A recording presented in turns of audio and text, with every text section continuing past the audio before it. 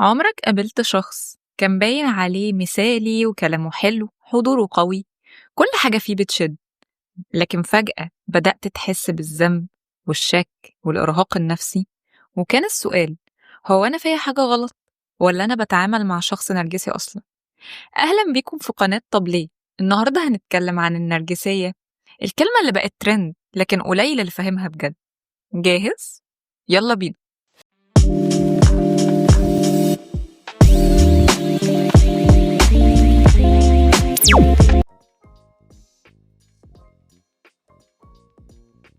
الكلمة جاية من أسطورة يونانية عن شاب اسمه نارسس، شاب جماله خارق وكل اللي شافه وقع في حبه، لكن هو كان بيحب نفسه بس.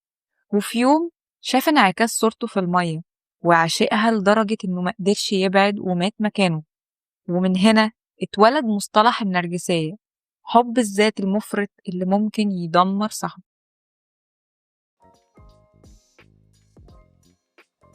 النرجسية في علم النفس درجات، في نرجسية طبيعية أو نقدر نقول الثقة بالنفس والطموح، وده صحي. بس في درجة بيوصل فيها الموضوع لاضطراب اسمه اضطراب الشخصية النرجسية Narcissistic Personality Disorder. والشخص ده مش بيحب نفسه بس، لأ، ده بيقلل من غيره، بيتغذى على الإعجاب، بيظهر واثق ومسيطر، لكن جواه فراغ ومحتاج دايما تأكيد إنه مهم وأفضل من الكل.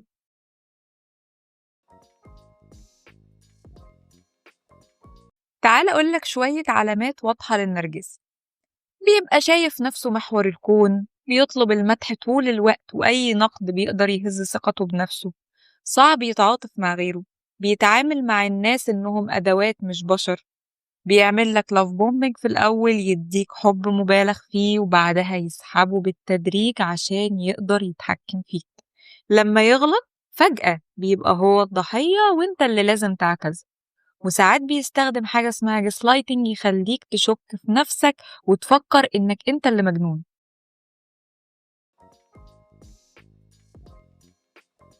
طب إيه اللي بيخلي شخص يطلع نرجسي من الأساس؟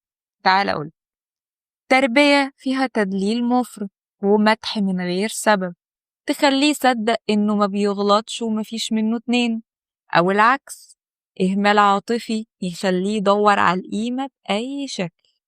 وأحيانا بيئة كلها منافسة، مقارنة، ضغط، فيستخدم النرجسية كدرع نفسي. يعني باختصار ورا كل نرجسي جرح، بس ده ما يبررش الأذى اللي بيسببه اللي حواليه.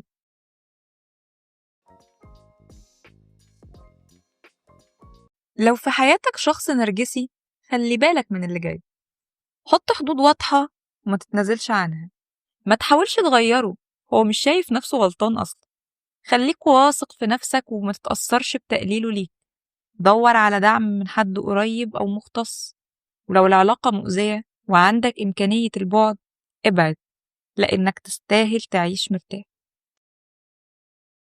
النرجسية مش مجرد غرور، دي مشكلة نفسية ممكن تدمر علاقات كتير، بس الأهم إنك تكون واعي وتحافظ على نفسك.